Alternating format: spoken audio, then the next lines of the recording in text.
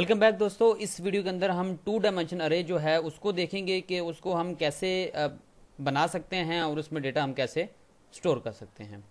तो first of all तो हम जो सिंगल डायमेंशन अरे का कोड था इसको करते हैं रिमूव। हम पहले एक सिंगल डायमेंशन की ही अरे बना देते हैं जिसका नेम नम है, साइज 4 है और उसकी डेटा टाइप इंटीजर है। यहाँ तक तो देखें ये एक सिंगल डायमेंशन अरे है, लेकिन अगर मैं इसी के साथ ही अगेन ब्रैकेट को यूज़ करते हुए, बड़ी जो ब्रैकेट्स हैं इनको यूज़ करते हुए कोई भी साइज डिफाइन कर दूँ, यहाँ पे मैं 4 कर देता हूँ।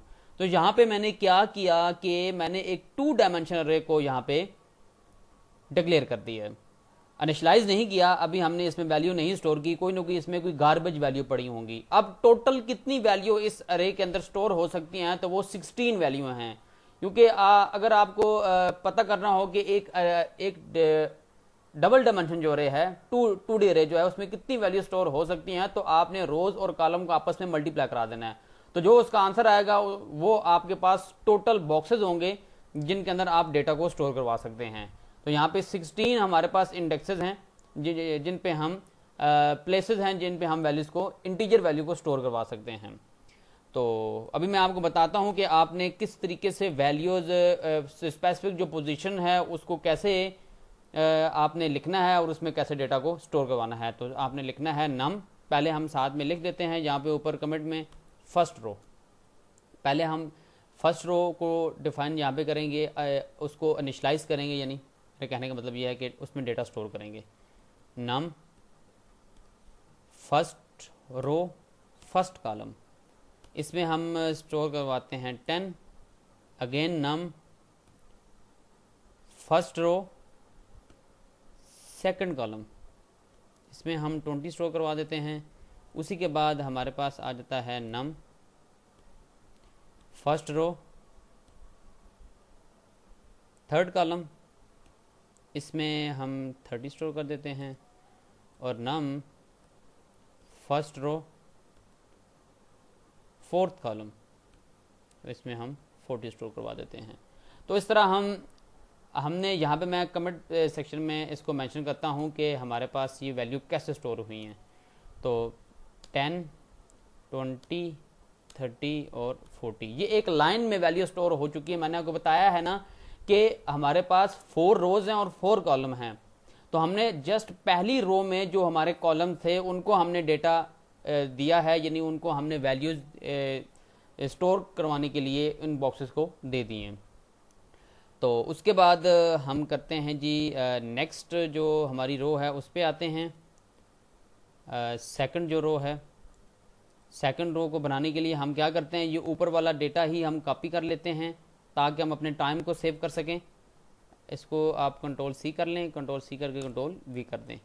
तो अब क्या होगा कि अब हमारे पास बाकी देखें ये चीज़ सेम वैसे ही रहेगी कि फर्स्ट हमारे पास कॉलम है, सेकंड कॉलम है, थर्ड कॉलम है और फोर्थ कॉलम है। यहाँ पे रो चेंज हो जाएगी। अब हमारे पास सेकंड रो है, तो सेकंड रो आपको पता है 1 होगी क्योंकि ये 0 से स्टार्ट हो रहा है। तो इसमें हम डेटा स्टोर करवा देते हैं 50, 60, 70 और 80, ये स्टोर करवा दिया। अब देखें ऊपर भी मैं साथ साथ कमेंट में मेंशन करता जाता हूँ। अब डेटा ये इस तरह स्टोर होगा 50, 60, 70 और 80, यूँ हमारे पास डेटा स्टोर हो जाएगा। तो अब थर्ड रो की तरफ आते हैं हम। इसमें सेम उसी तरीके से हम कंट्रोल वी करते हैं, हमने काफ़ी पहले का किया हुआ है। तो थर्ड रो में हमारे पास यहाँ पे क्या चीज़ आ जाएगी, 2 हम लिख लेंगे यहाँ पे, यानी third row first column, third row second column, third row third column और थर्ड रो फोर्थ कॉलम। तो इस तरीके से हमने इसमें वैल्यू स्टोर करनी है। इधर हम कर देते हैं 90, इधर कर देते हैं 100, इधर कर देते हैं 110, उप्स 10, और इधर कर देते हैं 120। तो ये वैल्यू होगी। अब आते हैं लास्ट जो हमारे पास रो बची है, फोर्थ जो हमारे पास रो है। तो फोर्थ रो में कंट्रोल वी हम करते हैं। यहाँ पे क्या आएगा, हमारे पास 3 आ जाएगा। Fourth row first column, fourth row second column, fourth row third column और फोर्थ रो फोर्थ कॉलम। तो यहाँ पे हम कर देते हैं 130, 140, 150 और 160। तो इस तरह हमने क्या किया कि स्पेसिफिक मैंने सारे इंडेक्सेस आपको एक्सप्लोर करके बता दिए हैं कि आपने किस तरह उन पे वैल्यू स्टोर करनी है। हम इस तरीके से वैल्यू को स्टोर नहीं करवाने वाले जब हम अपना प्रोग्राम बनाएंगे। ये सारी चीज़ें जितनी भी हैं, 2 डायमेंशन अरे में डेटा को इंसर्ट करवाना और डेटा को डिस्प्ले करवाना, इस तरह जैसे हमने किया है, ये एक रॉन्ग वे है 2 डायमेंशन अरे को लिखने का। इससे बहुत ज़्यादा आपकी मेमोरी कंज्यूम होगी और आपके जो प्रोग्राम है उसका जो टाइम होगा वो भी हमारे पास बढ़ जाएगा। अगर हम इसका ये टाइम निकालें तो हमारे पास एक आम प्रोग्राम की निस्बत इसका टाइम काफ़ी, एग्जीक्यूशन टाइम काफ़ी ज़्यादा होगा। तो हम इसके लिए नेस्टेड फॉर लूप को यूज़ करेंगे डेटा को इंसर्ट भी करवाने के लिए और डेटा को डिस्प्ले भी करवाने के लिए। लेकिन वो हम इंशाल्लाह जो नेक्स्ट हमारी वीडियो है उसमें हम देखेंगे कि नेस्टेड जो फॉर लूप है वो हम 2 डायमेंशन अरे के साथ कैसे यूज़ कर सकते हैं। तो इसमें इंशाल्लाह मैं इनिशियली आपको बताऊंगा कि आपने इसको डिस्प्ले कैसे करवाना है, तो यानी डेटा इंसर्ट कैसे करवाना है और डिस्प्ले कैसे करवाना है। जस्ट हम सिंपल वे में इसको करेंगे ताकि आपको पता चल सके कि कौन से इंडेक्स को हम लिखेंगे तो डेटा किस तरह उसमें जाके स्टोर होगा। तो यहाँ पे आपको आई थिंक सो इंडेक्सेस का आइडिया हो गया होगा। ये हमारे पास हमने फर्स्ट रो में डेटा को स्टोर करवाया है, ये सेकंड रो में डेटा को स्टोर करवाया है, ये थर्ड रो में करवाया है और ये फोर्थ रो में करवाया है डेटा को स्टोर।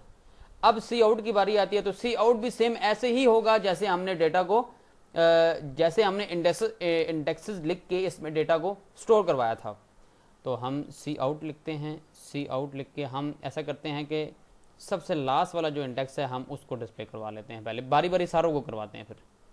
तो यहाँ पे हम 3x3 लिखते हैं, तो इसका मतलब है कि जो आखिरी इंडेक्स है उसको आप डिस्प्ले करवा दो। उसमें 160 स्टोर है। मैं जैसे ही इसको रन करूँगा तो वो देखें 160 स्क्रीन पे डिस्प्ले हो चुका है। तो अब ऐसा करते हैं कि ये सारी वैल्यू जितनी भी है इनको डिस्प्ले करवाते हैं विदाउट लूप। इंशाल्लाह नेक्स्ट में लूप को हम करेंगे, लेकिन बेसिक आपको पता सिस्टम तक नहीं चलेगा इसके फ्लो का, तो आप लूप यूज़ भी कर लेंगे तो उसकी वर्किंग आपको समझ नहीं आएगी। तो सी आउट हम करते हैं। सी आउट करने के बाद हम num first row first column, आप सिंपल ऐसे ही करते जाएं, num first row second column, again num, oops, again num आपने लिखना है first row third column, again num first row fourth column. तो यहाँ पे हमारे पास जो पहली रो का डेटा था वो हमने यहाँ पे लिख दिया। ज़रा हम सी आउट को ज़रा सेपरेट करते हैं ताकि आपको समझ आ सके कि हो क्या रहा है। यहाँ पे आप लगाएं एंडल, एंडल, आप इसी को ही यहाँ से कॉपी कर लें, कॉपी करके यहाँ पेस्ट करें इसे।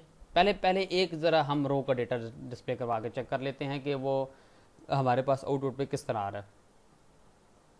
तो यहाँ पे हमारे पास क्या एरर आया है, यहाँ पे हमने एक स्ट्रीम जो इंसर्शन ऑपरेटर था हमारे पास, वो उसका एक जो हमारे पास लेस देन का जो ऑपरेटर था वो हमसे मिस हो गया।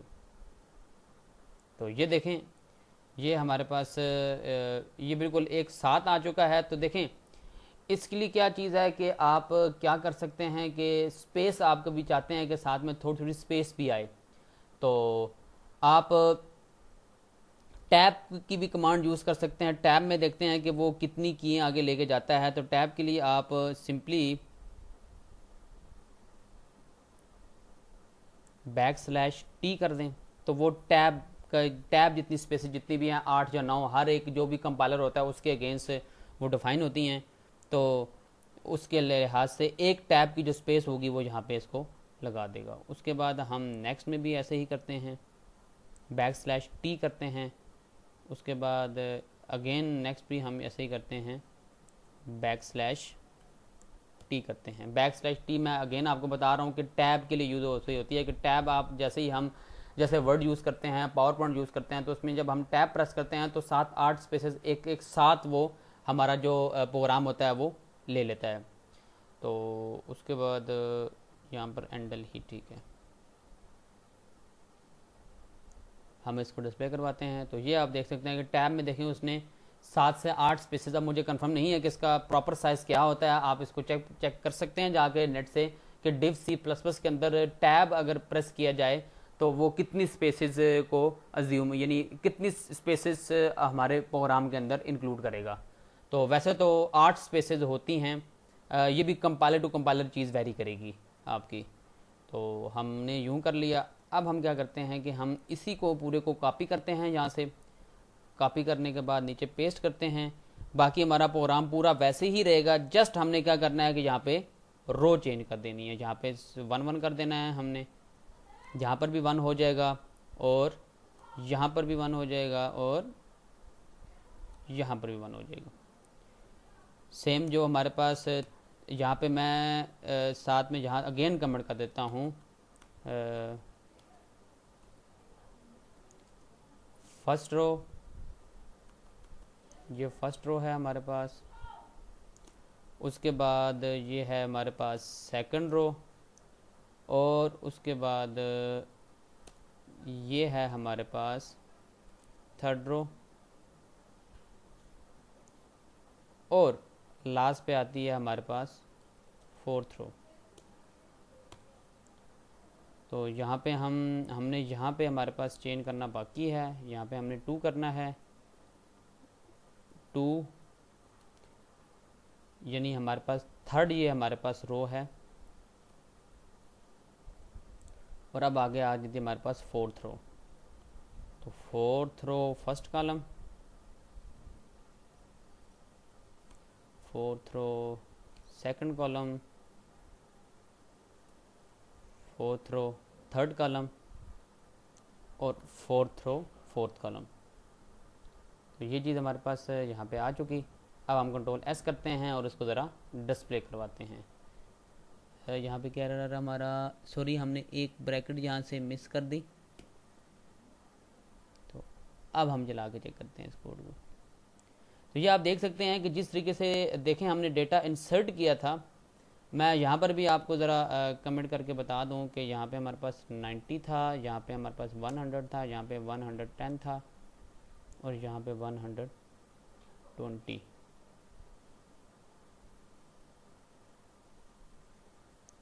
और यहाँ पे 30, 40, 50 और 60। ज़रा स्पेसेस दे देते हैं ताकि आपको पता चल सके कि ये वैल्यू कैसे डिस्प्ले हो रही है हमारे पास।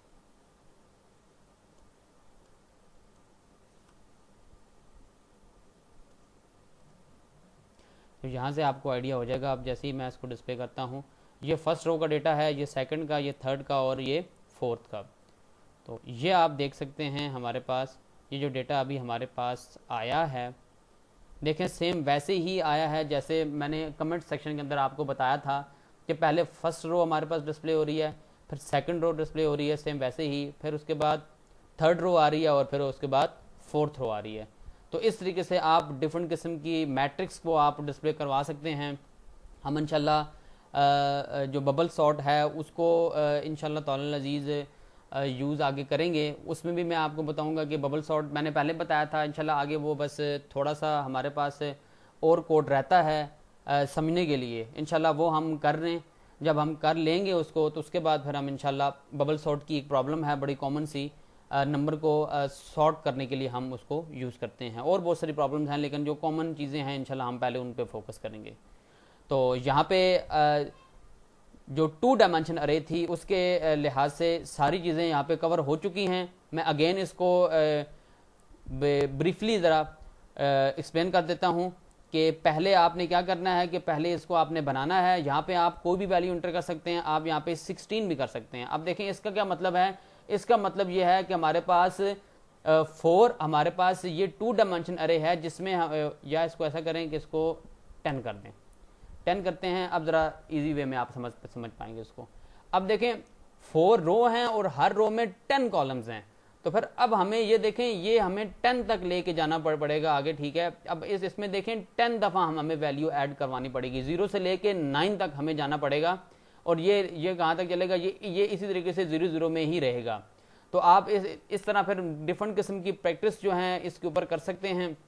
हम इंशाल्लाह आगे भी इसको देखेंगे कि हम इसके ज़रिए से डेटा को कैसे अच्छे तरीके से मैट्रिक्स की फॉर्म में डिस्प्ले करवा सकते हैं। और नेक्स्ट वीडियो में हम लूप के ज़रिए से ये सारा काम करेंगे। फिर हम इंशाल्लाह उसमें ज़रा ज़्यादा बड़ी वैल्यू भी लेंगे ताकि हमारे कोड को मैनेज करने में आसानी हो सके, क्योंकि उसमें इतना ज़्यादा लूप जब आप यूज़ करेंगे ना तो आपको इतना ज़्यादा कोड यहाँ पे नहीं लिखना पड़ेगा।